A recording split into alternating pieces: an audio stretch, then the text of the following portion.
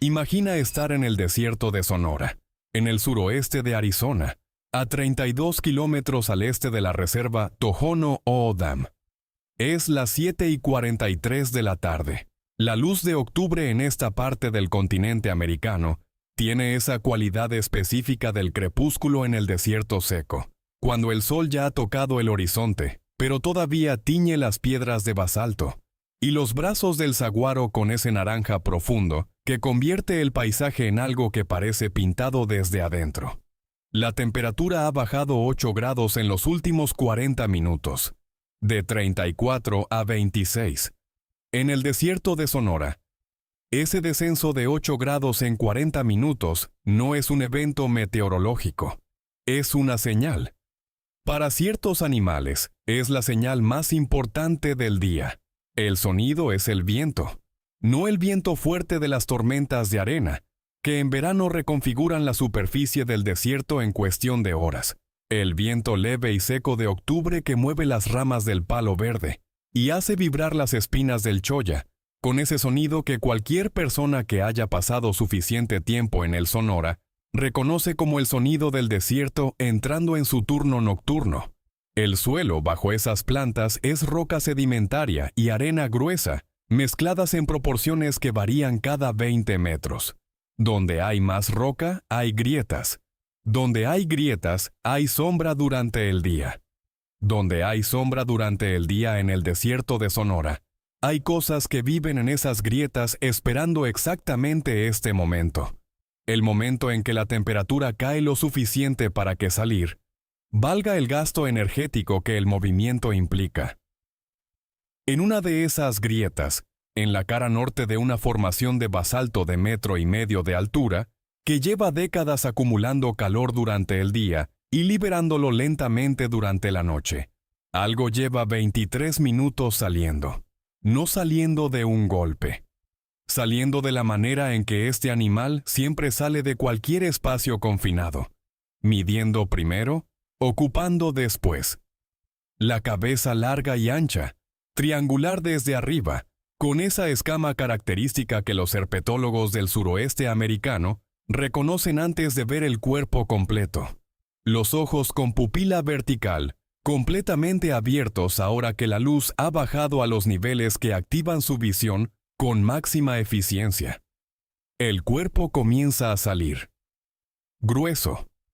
Más grueso en proporción a la longitud de lo que cualquier persona no familiarizada con este animal esperaría. El color base es un marrón rojizo con manchas más oscuras en patrón dorsal, que sobre la roca de basalto produce un camuflaje que no es accidental, sino el resultado de millones de años de selección en este sustrato específico. 110 centímetros de longitud total. Hembra adulta. Con esa robustez corporal que en los ejemplares femeninos de esta especie es mayor que en los machos porque el cuerpo de la hembra ha sido seleccionado evolutivamente para algo que el cuerpo del macho no necesita hacer. Es una serpiente cantil, Achistrodon bilineatus, uno de los miembros americanos de la familia Viperidae que la mayoría de las personas que no trabajan con herpetología del suroeste no conocen con la atención que merece. Conocen a la cascabel, conocen a la coralillo, conocen si han tenido mala suerte, a la cabeza de cobre, pero el cantil lleva décadas siendo la serpiente que los investigadores que trabajan en su rango describen con una consistencia que hace que la frase se repita en los artículos, en las conversaciones de campo, en los registros de incidentes, subestimada en todo y peligrosa en todo. Esta hembra adulta lleva en esta formación de basalto desde las 11 de la mañana. 9 horas de inactividad metabólica controlada que en los reptiles del desierto de Sonora no es sueño ni letargo estacional, sino una estrategia de conservación de energía tan precisa que los investigadores del Laboratorio de Herpetología de la Universidad de Arizona la estudian como modelo de eficiencia metabólica en ambientes de recursos variables. En 9 horas de inactividad, el metabolismo de esta hembra ha quemado la energía equivalente a lo que un mamífero de su tamaño quemaría en 16 minutos. Ahora está fuera de la grieta. Y su lengua trabaja. El ambiente en este radio de 2 metros contiene información que la lengua cataloga en la primera salida. Polvo, roca caliente. El olor residual de un lagarto de cuello con collar que pasó por aquí hace menos de 1 hora. Y algo más. Algo que viene del oeste, desde la zona de Palo Verde donde la arena es más profunda y donde las raíces expuestas crean una red de túneles superficiales que en el desierto de Sonora son el equivalente funcional de las madrigueras del bushveld africano, algo que la lengua cataloga en la segunda salida y confirma en la tercera, otro reptil. Grande, con un perfil químico que esta hembra de cantil ha catalogado antes en este sector del desierto, y que su sistema nervioso asocia con una forma específica, con un sonido específico, y con una memoria de 2 encuentros previos en este territorio, que produjeron 2 resultados distintos. En el primer encuentro, hace 16 meses, la hembra de cantil era más joven y más pequeña. Evaluó la situación y eligió retirarse hacia la grieta de basalto. En el segundo encuentro, hace 9 meses, la situación fue diferente. Hoy es el tercer encuentro, y lo que esta hembra de cantil todavía no sabe, en este momento en que su lengua confirma la presencia del otro reptil a 18 metros al oeste, es que el animal que ha detectado no está solo haciendo lo que hace siempre a esta hora en este sector del desierto. Está en un estado que lo hace fundamentalmente diferente al animal que era en los 2 encuentros previos. Pero antes de llegar a ese momento, que va a redefinir completamente lo que crees que sabes sobre estas 2 serpientes, necesitas entender exactamente lo que son. No las estadísticas, la lógica. La razón exacta por la que cada una de ellas llegó a ser lo que es en este ecosistema específico del desierto de Sonora. Si te apasionan las historias del mundo animal, suscríbete al canal, activa la campanita y dale like.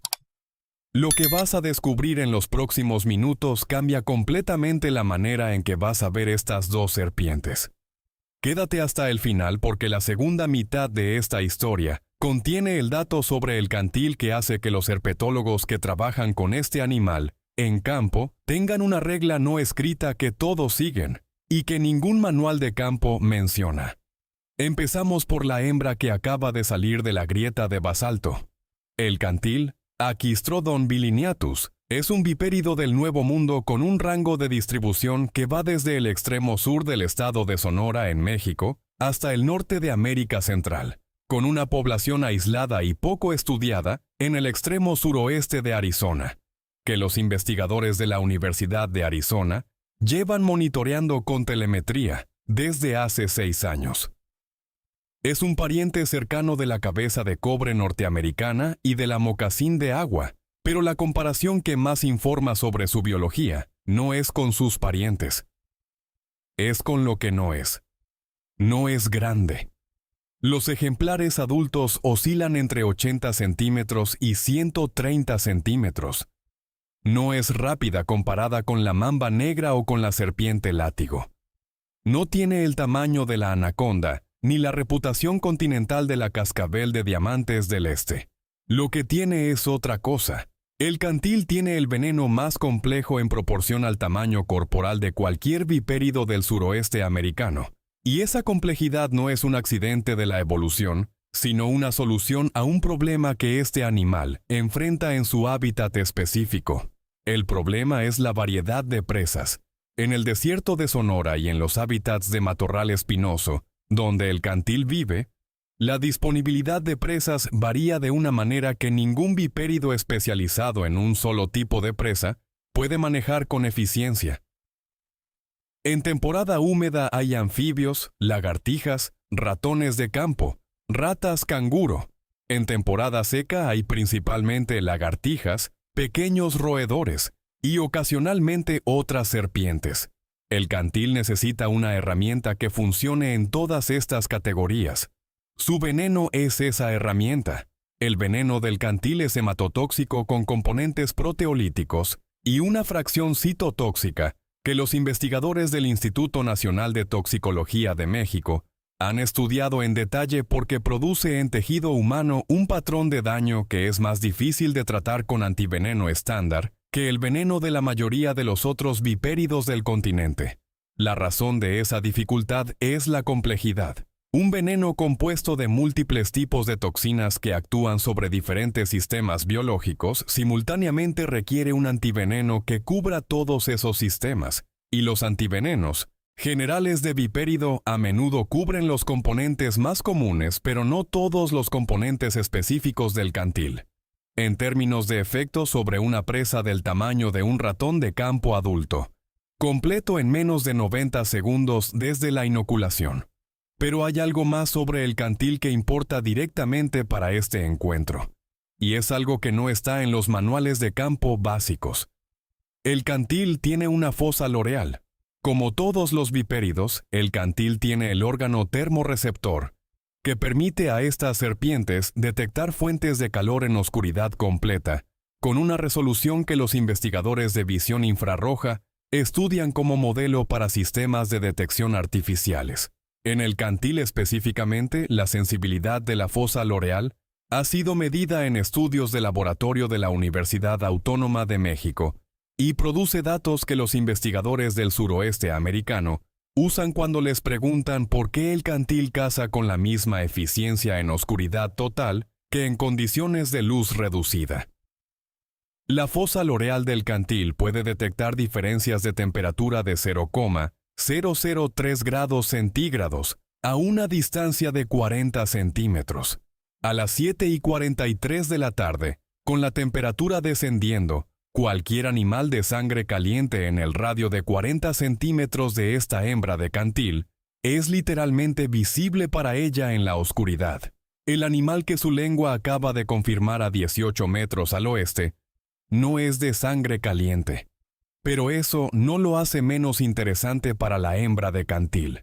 Lo que está a 18 metros al oeste es exactamente el tipo de presa que esta hembra ha consumido 2 veces en los últimos 12 meses en este sector del desierto de Sonora, y la información que su lengua está procesando sobre ese animal incluye algo que modifica la evaluación de una manera que su sistema nervioso no puede ignorar. El animal a 18 metros está quieto, completamente quieto. Eso es importante, porque el animal que está a 18 metros al oeste es un animal que cuando está activo, produce el sonido más reconocible del desierto de Sonora, y que cuando está quieto, es capaz de un nivel de inmovilidad que hace que incluso los depredadores que lo conocen bien pierdan su posición exacta, si no tienen la información química que la lengua de esta hembra está procesando ahora mismo. Y hay algo más que la lengua está procesando, algo que no cuadra. Porque el perfil químico de ese animal a 18 metros tiene una componente que en las 2 ocasiones anteriores en que esta hembra lo detectó, no estaba presente con esta intensidad. Una componente que en el catálogo de experiencia de esta serpiente está asociada con un estado específico del animal que lo produce. Un estado que cambia completamente las reglas de este encuentro. Pero todavía no llegamos ahí. Porque primero necesitamos conocer al otro animal en este encuentro desde adentro. Desde la grieta de basalto, la hembra de cantil avanza hacia el oeste. Lentamente. La velocidad de movimiento del cantil en modo de exploración de territorio es exactamente eso. Exploración. No caza activa todavía. Catalogación del ambiente con una lengua que sale cada 4 o 5 segundos y deposita moléculas en el órgano de Jacobson, con una eficiencia que los investigadores de quimiorrecepción en reptiles describen como uno de los sistemas de análisis químico-ambiental más sensibles entre los vipéridos del Nuevo Mundo. A 16 metros. A 14. El animal al oeste sigue sin moverse, y la componente extraña en su perfil químico se hace más intensa con cada metro que la hembra recorre. A 12 metros, la hembra de cantil se detiene, porque a 12 metros, con la luz del crepúsculo todavía suficiente para la visión de este animal, la hembra ve lo que su lengua llevaba varios minutos confirmando. Una serpiente de cascabel del Mojave, Crotalus scutulatus, Macho adulto de 104 centímetros, enrollado en posición de reposo parcial sobre una roca plana de basalto, que ha acumulado el calor del día y que ahora, con la temperatura descendiendo, libera ese calor desde abajo hacia el cuerpo de la cascabel, con una eficiencia que hace de esa roca el equivalente funcional de una manta térmica para un animal ectotérmico que necesita mantener temperatura corporal suficiente para funcionar. El cascabel del Mojave. Si hay una serpiente en el continente americano cuya reputación entre los toxicólogos clínicos supera a su reputación pública, es esta. La mayoría de las personas temen a la cascabel de diamantes del este por su tamaño. Los toxicólogos temen al cascabel del Mojave por su veneno. El veneno del cascabel del Mojave tiene dos variantes geográficas que los investigadores del Laboratorio de Toxinas de la Universidad de California en San Diego llevan 2 décadas documentando. La variante A, que predomina en la mayor parte del Mojave y en el norte del Sonora, contiene una proporción inusualmente alta de toxina B del Mojave, una neurotoxina presináptica que los manuales clínicos de toxicología clasifican como el componente neurotóxico más potente presente en el veneno de cualquier cascabel norteamericana. La toxina B del Mojave es una fosfolipasa A2 que interfiere con la liberación de acetilcolina en las uniones neuromusculares.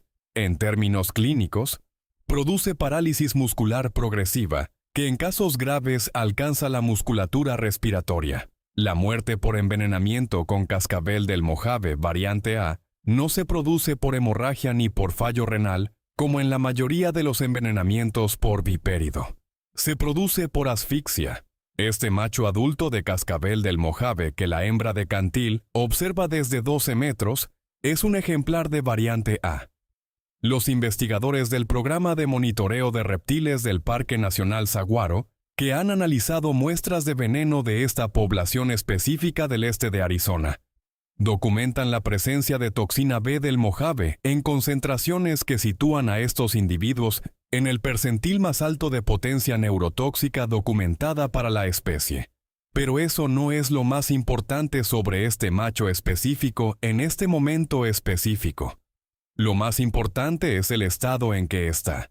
Esa componente extraña que la lengua de la hembra de cantil detectó y que no estaba presente con esta intensidad en los encuentros anteriores. El macho de cascabel del Mojave acaba de terminar una muda, no hace horas, hace menos de 90 minutos. La exuvia, la piel completa que la serpiente dejó durante la muda, está a 80 centímetros al norte de la roca, donde el macho descansa, reconocible por la textura translúcida, y por el hecho de que está completa desde la escama rostral hasta la última escama caudal en una sola pieza, lo que indica que la muda se completó sin interrupciones. Una muda completa reciente en la cascabel del Mojave tiene consecuencias directas sobre el estado del animal que cualquier herpetólogo de campo conoce, y que son directamente relevantes para lo que va a ocurrir en esta roca de basalto en los próximos minutos. Durante el periodo de premuda, que dura entre 10 y 18 días, en los cascabel del Mojave del Sonora según los datos del programa de monitoreo, el animal experimenta un estado en que la escama que cubre los ojos, la escama ocular, se opacifica por la separación entre la escama vieja y el tejido ocular subyacente. Durante ese periodo, la visión de la serpiente está significativamente reducida. El animal entra en un estado de mayor inactividad y mayor defensividad que sus comportamientos normales. El macho acababa de salir de ese estado hace 90 minutos. Sus ojos están completamente claros. Su visión es ahora más nítida que antes de la muda, porque la escama ocular nueva es más transparente que la que acaba de perder. Su piel nueva es más flexible y más sensible a las vibraciones del sustrato que la piel vieja que acaba de eliminar. Y está hambriento, no con el hambre de 4 horas del macho de mamba negra en el Limpopo, con el hambre de 17 días de premuda, en que la incomodidad del proceso biológico reduce el comportamiento de caza a niveles mínimos. 17 días. La hembra de cantil a 12 metros no sabe exactamente cuántos días. Pero Su lengua le está diciendo que el perfil químico de ese macho de cascabel incluye una componente de estrés metabólico que modifica su estado de alerta, de una manera que cambia el cálculo de este encuentro. Y hay algo más que la hembra de cantil no sabe todavía. El macho de cascabel del Mojave lleva detectando a la hembra de cantil desde antes de que ella saliera de la grieta de basalto.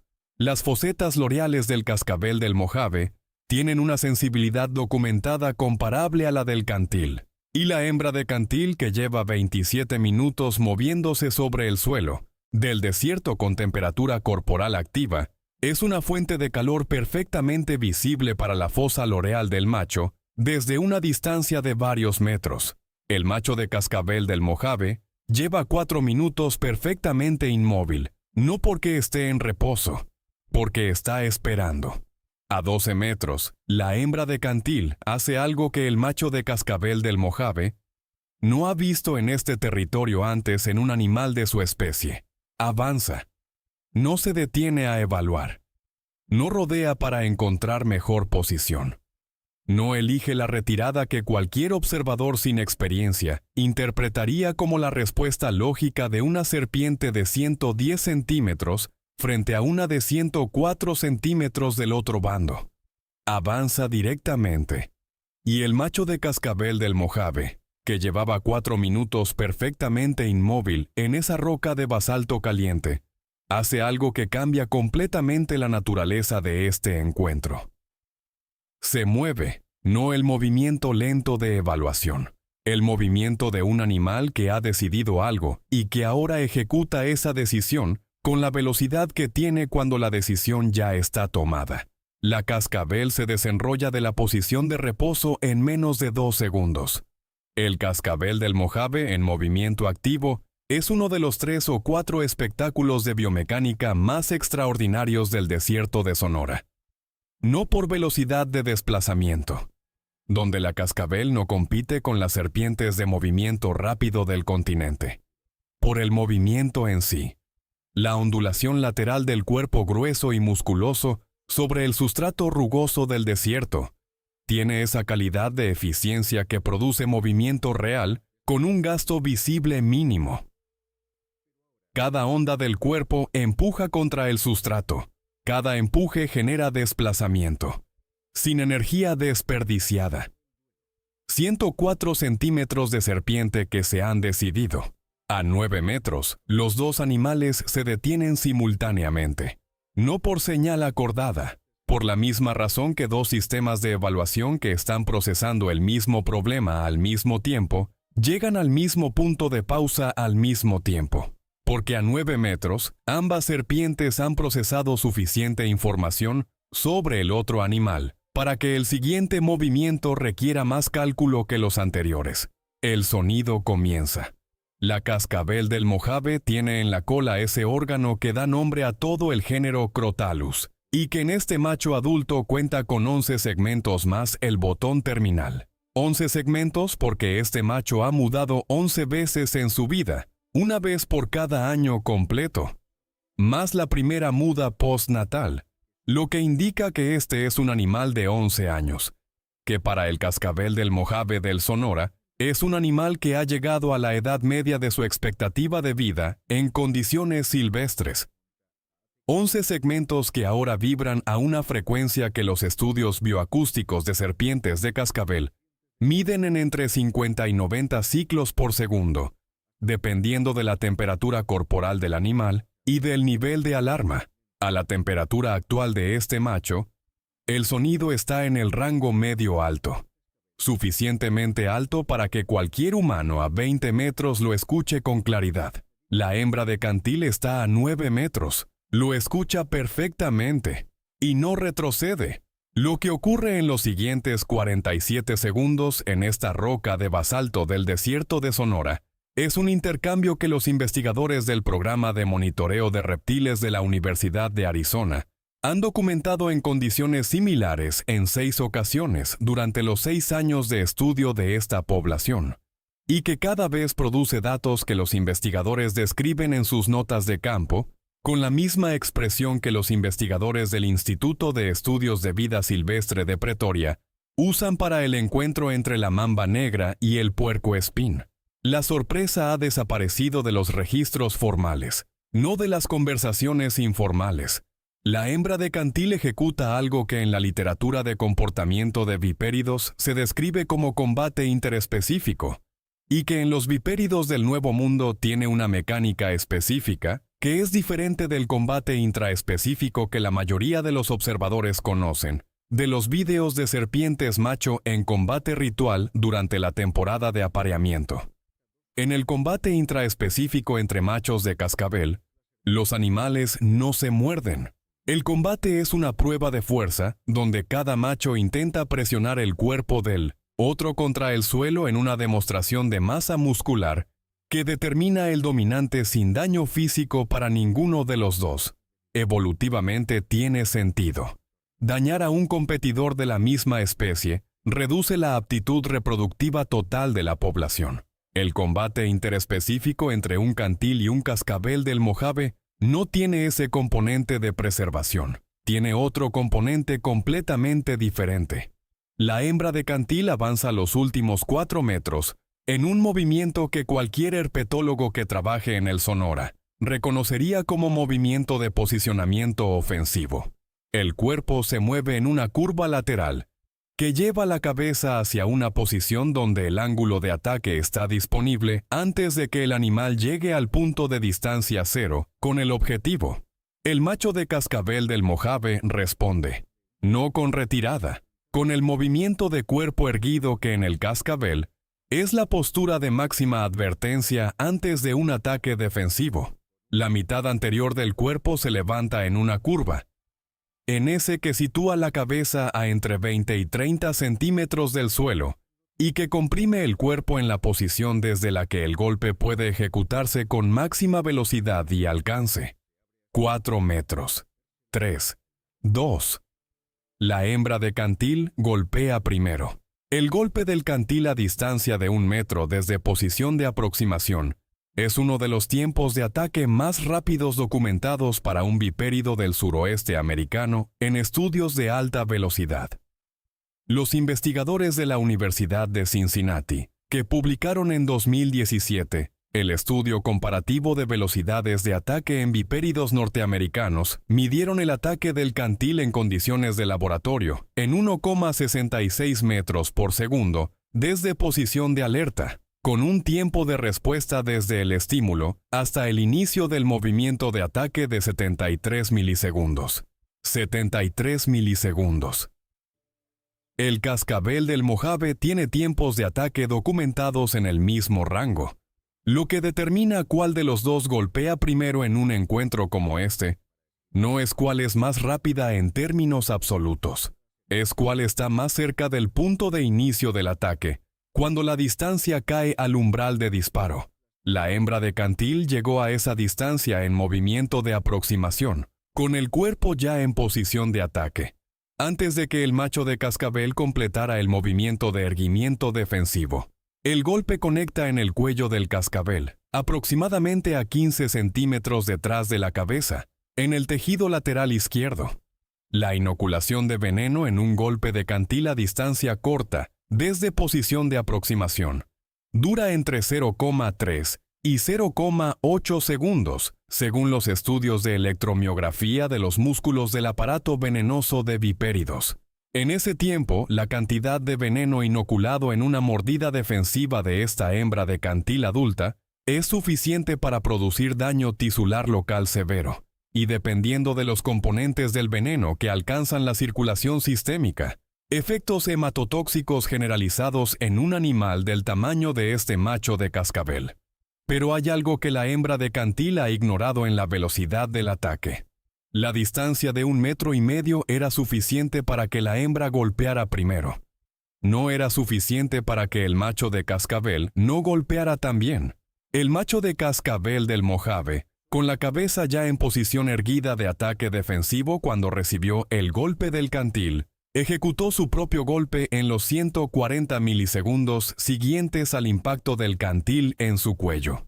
No como respuesta planificada, como la ejecución de un movimiento que ya había comenzado antes de que el impacto del cantil interrumpiera la secuencia. El golpe del cascabel conecta en el costado derecho de la hembra de cantil, a 22 centímetros detrás de la cabeza. 2 serpientes, 2 mordidas, 2 inoculaciones de veneno, separadas por 140 milisegundos. En esta roca de basalto del desierto de Sonora, a las 7:47 de la tarde, hay 2 serpientes con veneno del otro animal en su tejido.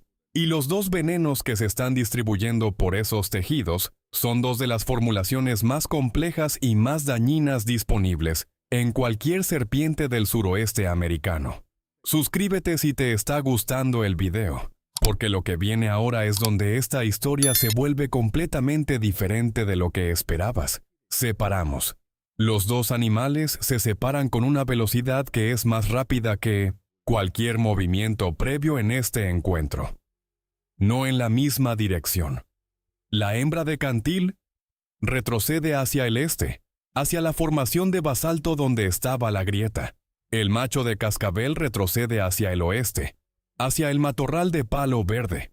En la roca caliente queda el espacio entre ellos. Y ahora empieza la parte de esta historia que ningún manual básico de herpetología explica con la precisión que merece. El veneno del cantil en el tejido del cascabel del Mojave.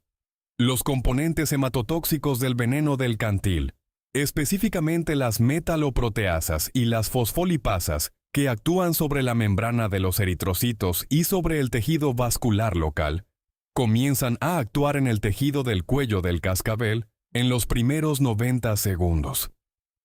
El daño local es el primero. Desintegración del tejido en el punto de inoculación que produce edema visible en menos de 4 minutos.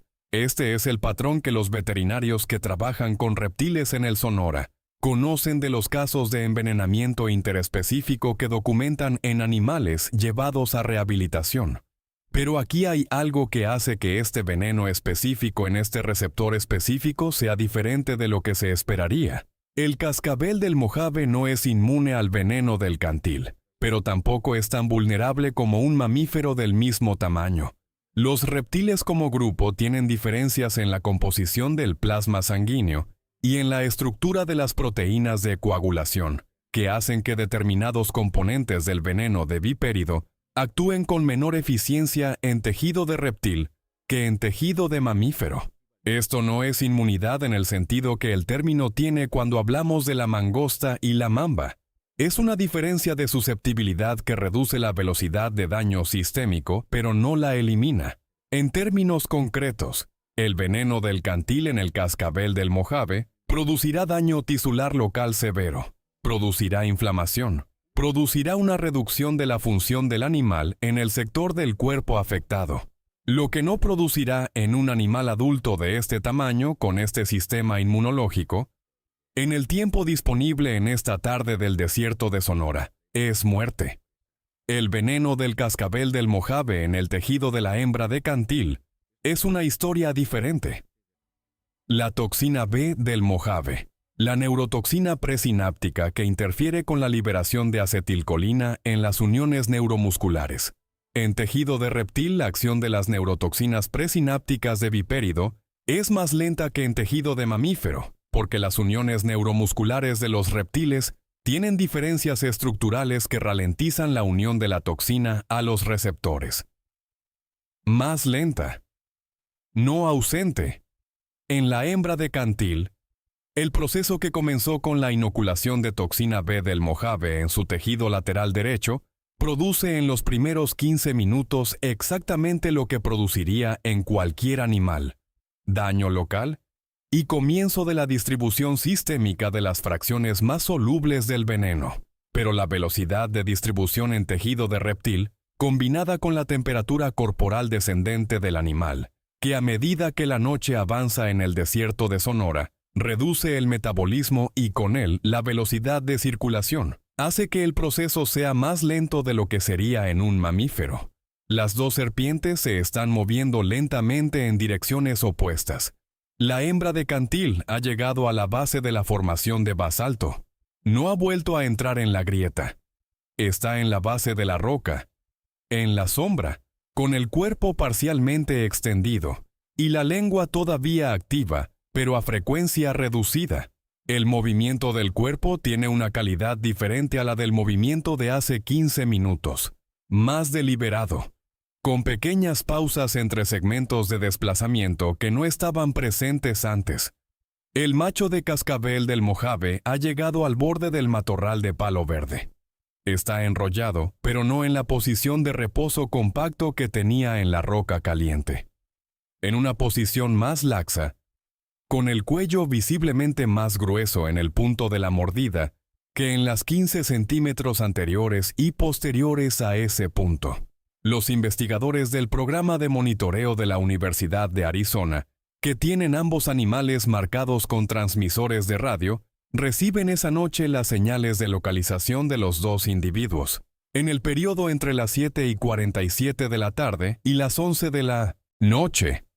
Las dos señales se mueven una distancia total combinada de menos de 200 metros. Los dos animales están vivos.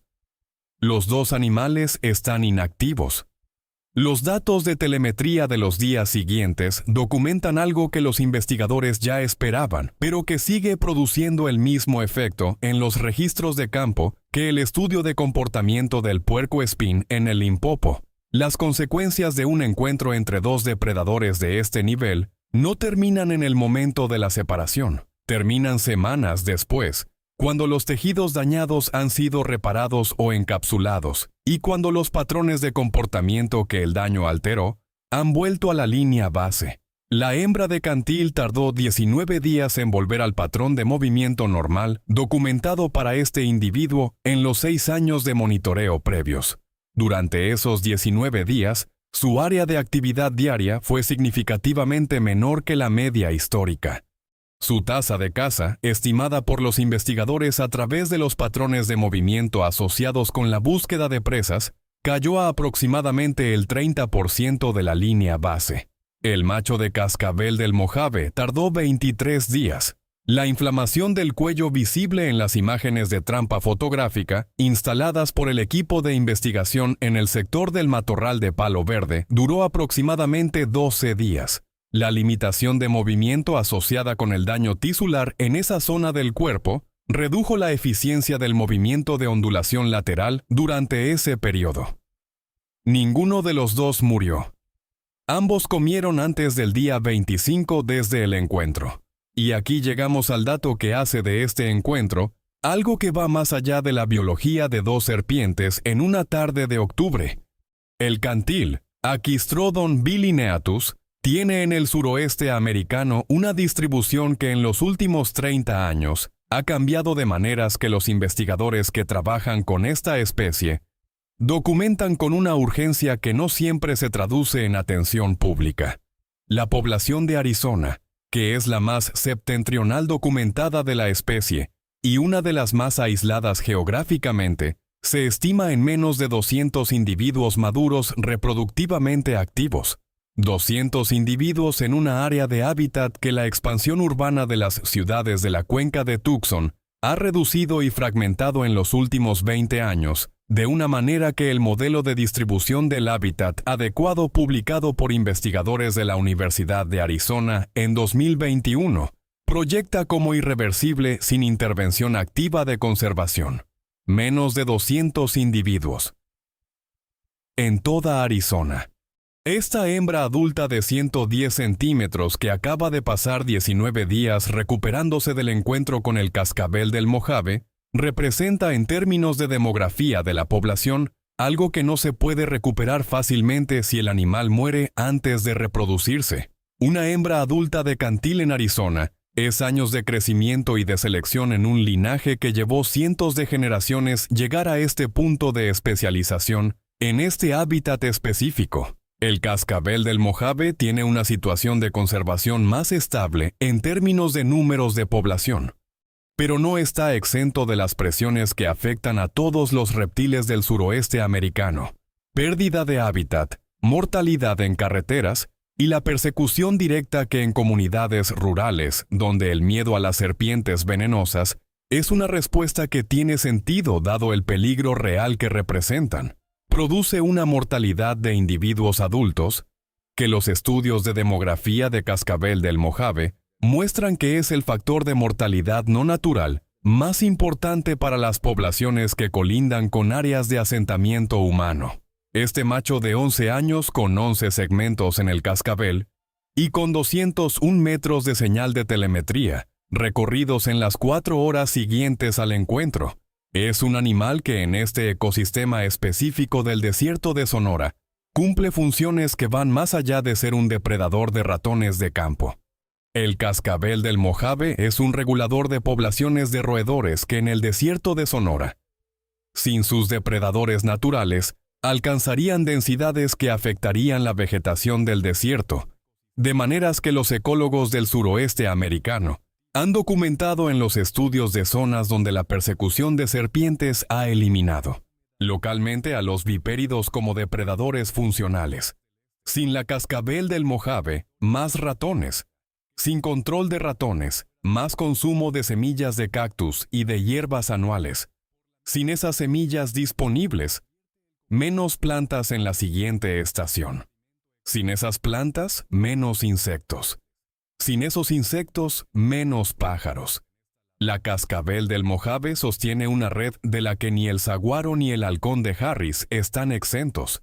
Y el cantil, que en el suroeste americano, es un regulador adicional de esa misma red, pero con un rango de presas más amplio que incluye anfibios, que el cascabel raramente consume. Cumple una función de complemento que solo se entiende completamente cuando los investigadores estudian las zonas donde el cantil ya ha desaparecido y donde los anfibios sin ese depredador específico muestran patrones de abundancia que afectan a su vez a los mosquitos y a los patógenos que los mosquitos transportan. 2 serpientes en una roca de basalto en el desierto de Sonora a las 7:47 de la tarde. No son simplemente 2 animales peligrosos que se encontraron. Son 2 nodos de una red que tardó millones de años en construirse, y que el crecimiento de Tucson, de Casa Grande, de las comunidades de retiro del sur de Arizona, está comprimiendo desde los bordes con una velocidad que los modelos de distribución de hábitat publicados en los últimos 5 años proyectan como suficientemente rápida para que algunas poblaciones aisladas de ambas especies pierdan viabilidad reproductiva antes de que el cambio climático añada su propia presión al problema. El veneno más complejo del suroeste americano contra la neurotoxina más potente disponible en las cascabeles norteamericanas. En una roca de basalto del desierto de Sonora, a las 7:47 de la tarde, los 2 animales golpearon al mismo tiempo. Los 2 sobrevivieron. Los 2 pagaron un precio que los siguientes 21 días documentaron con precisión en los datos de telemetría. Eso es exactamente lo que ocurre cuando 2 animales que han sido seleccionados durante millones de años para ser exactamente lo que son, se encuentran en el único territorio que les queda. No hay ganadores limpios, hay sobrevivientes con cicatrices. Y mientras el hábitat siga existiendo para que este encuentro pueda ocurrir, habrá datos de telemetría que lo documenten. Y mientras haya datos de telemetría que lo documenten, habrá investigadores que conviertan esos datos en la información que los gestores de conservación necesitan para decidir qué proteger antes de que la decisión deje de tener sentido. Si te gustó este video, suscríbete al canal, deja tu like y cuéntame en los comentarios qué crees tú que habría ocurrido si la hembra de cantil hubiera encontrado al macho de cascabel durante los días de premuda, cuando su visión estaba reducida y su nivel de actividad era mínimo. ¿Cambia el resultado del encuentro si uno de los 2 animales empieza con desventaja sensorial completa? ¿O los reflejos de defensa de la cascabel son suficientemente autónomos para compensar cualquier déficit visual? Nos vemos en el próximo video.